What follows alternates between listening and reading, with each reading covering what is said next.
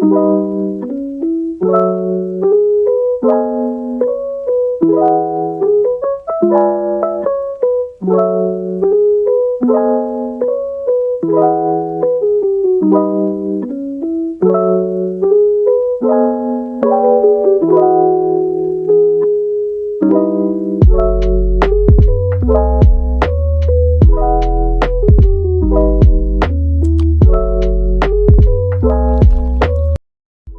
terus YouTube channel Gapi Project Lampung yang bakal mengulas dan membahas dengan lugas tentang seputaran ikan gapi yang ada di Indonesia. Dukung terus, tanpa dukungan teman-teman, Gapi Project bukan apa-apa. Dukung terus. Terima kasih.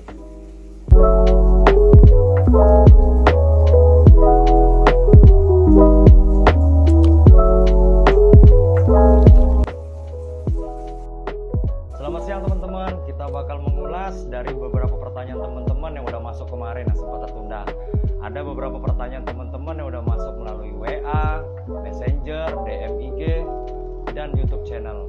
Yuk kita bakal ulas dan bahas satu persatu dari pertanyaan teman-teman yang udah masuk. Kita bakal bahas dari pertanyaan satu persatu dari teman-teman yang udah masuk. Nah ini contoh dari, anggap inisialnya Mawar, disamarkan ya. Ini dia bertanya tentang inbreed. Inbreed itu apa sih Om? Apa inbreed mempengaruhi dengan kualitas? Ataupun inbreed merusak genetik? Yuk nanti bakal kita ulas dan bahas. Ikuti terus. Kita bahas satu pertanyaan dari pertemuan satu persatu ya. Kita bahas tentang inbreed. Inbreed itu dari beberapa yang dilihat-lihat dari sumber Facebook, seringkali di pertanyaan-pertanyaan tuh inbreed tuh bla bla bla merusak genetik, inbreed itu bakal melahirkan anak-anak cacat. Nah ini Gapi Project yang bakal bahas dari pengalaman Gapi Project yang udah seperti kita. Inbreed itu di Gapi Project rata-rata inbreed, namun inbreed di Gapi Project ini selective breeding. Jadi yang bikin inbreed itu rusak ketika seperti ini, kawan-kawan pelihara satu pasang, lahir anaknya banyak, digabrukin dalam satu kolam tanpa selective breeding, pemilihan induk ke depan untuk induk lagi. Nah jadi kawin campur aduk, nggak tahu yang mana hasil anakannya itu ada yang cacat atau ada yang reject, seperti ada warna lain atau seperti apa. Nah kita harus pemilihan induk ke depan dong. Teman-teman bisa dipilih, ini jantan yang bagus nih, dipisah, si betina dipisah. Usahakan saat usia 1 bulan itu dipisah jantan dan betina. Agar apa? Agar tidak kawin di bawah umur. Dan kita juga bisa menyortir kembali untuk indukan ke depan. Jadi teman-teman pilih induk ke depan, dikawinkan lagi yang bagus. Nah yang merusak itu ketika kawan ngegabrukan, nggak tahu kawin nama yang mana. Nah tapi pengalaman Gapi Project untuk selective breeding itu nggak pengaruh. Jadi dikawinkan jantan dengan betina dengan pemilihan untuk induk yang ke depan yang tepat. Selective breeding kuncinya. Jadi inbreed itu nggak masalah kok, asal selective breeding.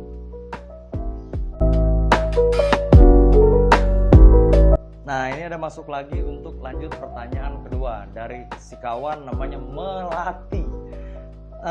Crossbreed itu apa sih Om? Crossbreed itu seperti apa? Nah ini kita bakal ulas pertanyaan dari si Melati. Yuk kita lanjut pertanyaan kedua dari si Melati. Crossbreed itu apa sih Om? Nah untuk crossbreed itu persilangan dari 2 jenis atau 2 strain. Dianjurkan sih untuk Gapi Project sih, khususnya Gapi Project sih bilang kalau untuk pemula jangan apa, karena crossbreed itu nggak semudah kayak si merah kawin si putih hasilnya merah putih. Nah jadi sebelum kita mau melakukan crossbreed, kita harus tahu dulu dong di strain ini bawa genetiknya apa, di strain ini bawa genetik apa. Dan kawan-kawan juga mau bikin crossbreed itu harus punya tujuan, gambaran yang udah ada di otak, mau bikin seperti ini loh jenisnya. Tapi sih terserah sih kalau kawan-kawan pemula mau coba crossbreed. Tapi kalau pesan Gapi Project sih nggak usah, karena kalau teman-teman belum tahu kunci di setiap strain bawa jenis apa, sia-sia deh. Apalagi crossbreed tanpa ada tujuan, sia-sia.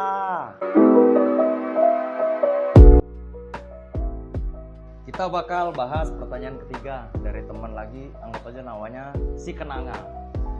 Om, crossland itu apa?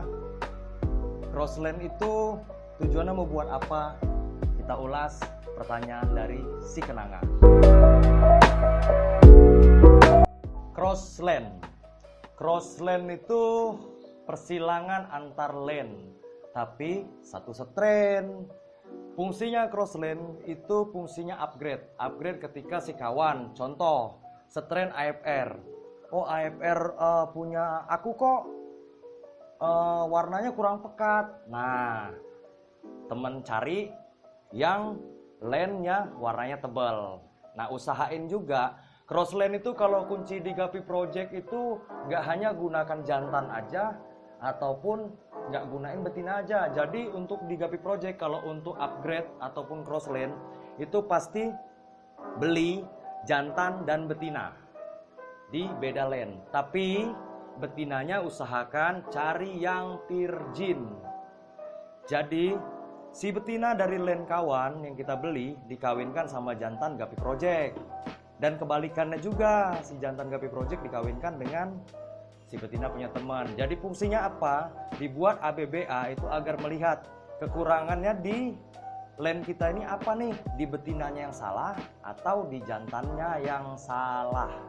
Diulangi, harus dibikin crossland ABBA agar lebih tahu kesalahan di jantan atau di betina punya kita. Yuk, nih lanjut teman-teman. Ada pertanyaan lagi dari teman, anggap aja namanya Bunga Kantil. Dia nggak mau disebutin namanya. Om, P pada ikan gapi itu apa sih Om? F1 itu apa? F2 itu apa? Tolong dong Om dijelasin biar teman-teman pemula lebih paham. Terima kasih Om Gapi Project. Yuk teman-teman, bakal kita ulas dan bahas. Ikuti terus Gapi Project Lampung. Kita bahas pertanyaan dari teman tadi yang namanya disamarkan, anggap aja Bunga Kantil. Kata dia, P itu apa sih Om di ikan gapi? F1 itu apa? F2 itu apa? Gapi Project bakal jelasin.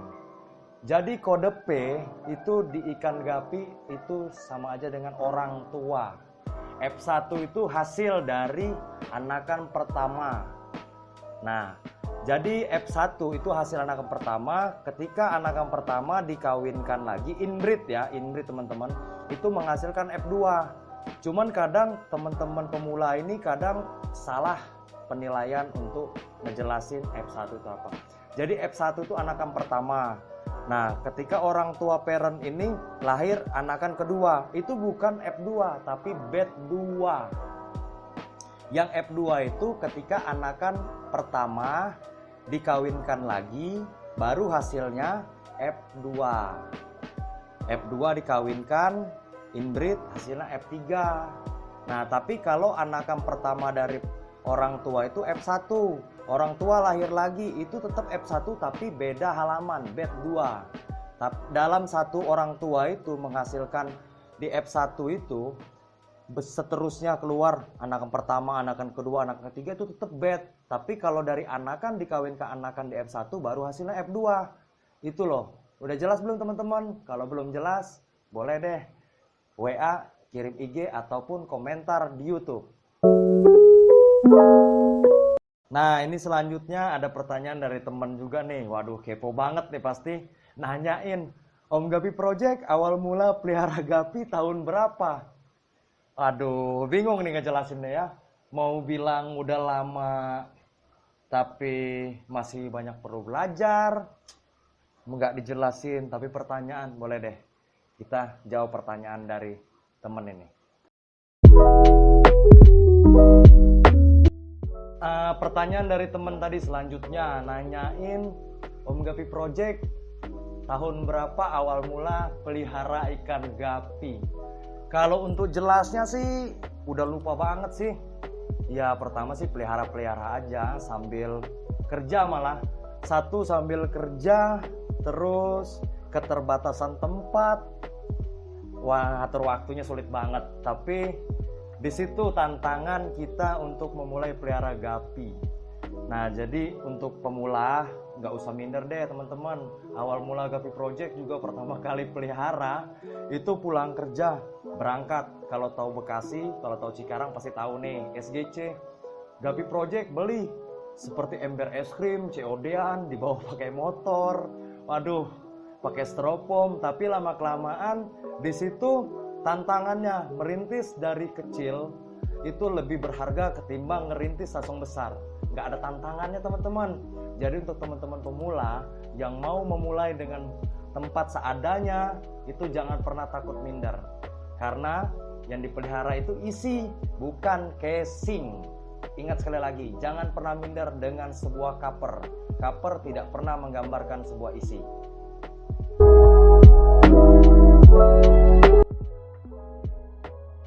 Nah, ini pertanyaan selanjutnya nih. Aduh, pertanyaannya, Om, pernah nggak sih ngalamin hal konyol selama main Gapi? Waduh, banyak banget.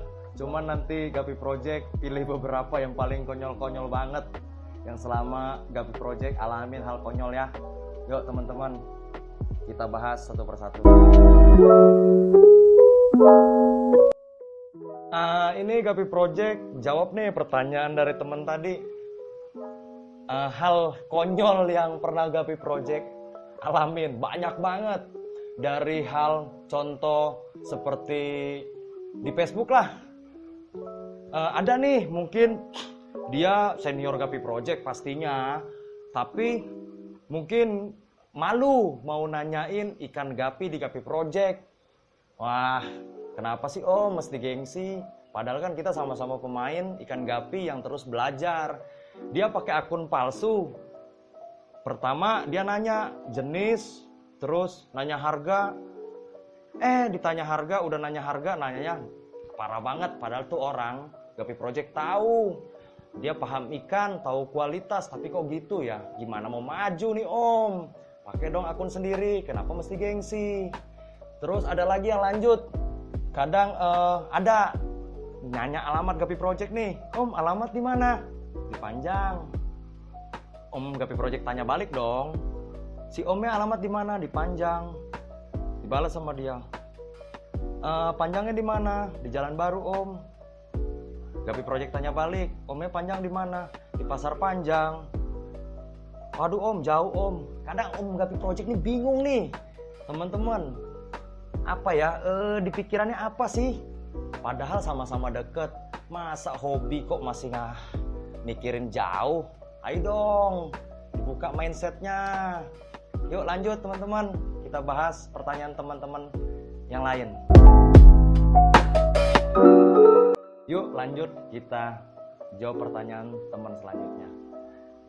Om, kisah pahit selama main Gapi itu apa sih Om?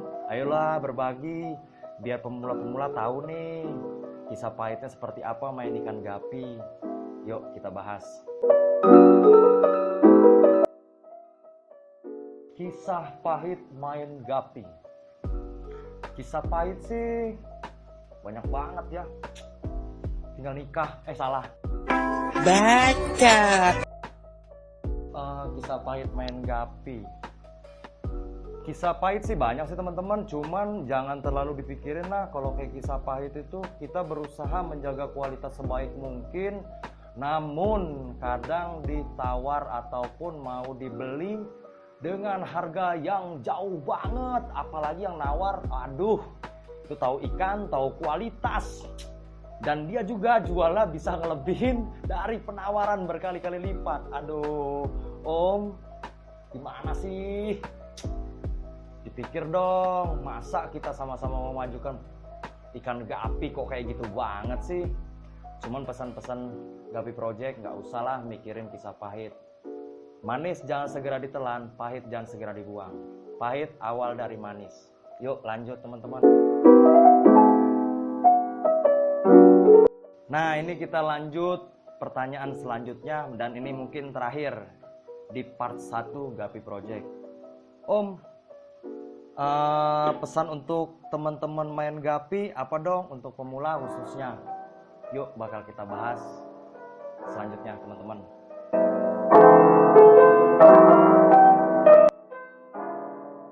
Pertanyaan dari teman selanjutnya tadi, pesan-pesan untuk pemula yang mau mulai main Gapi.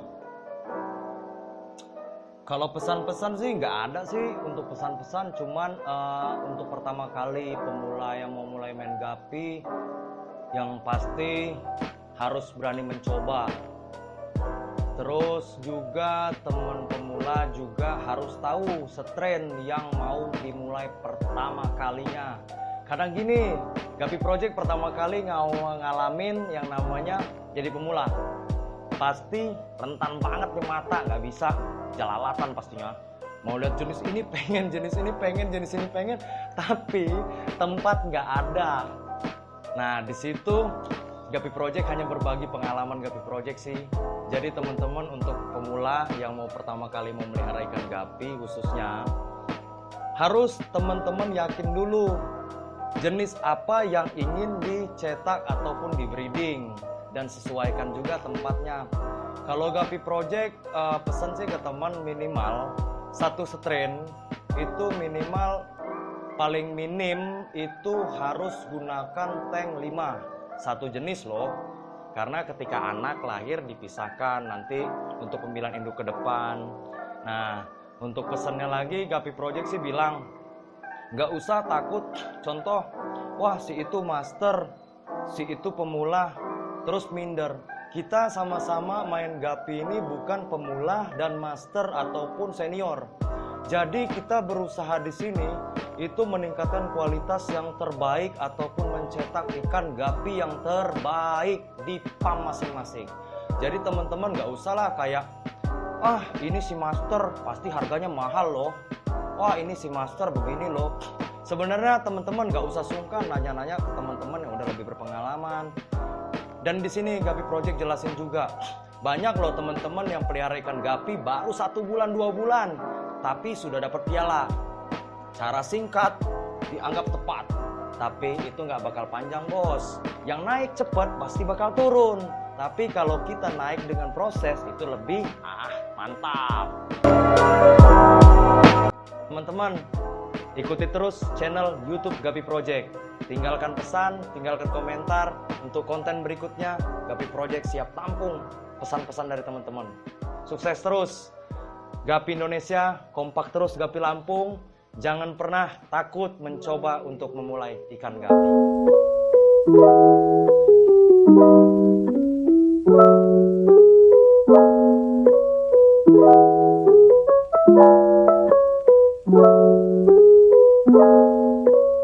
Wow.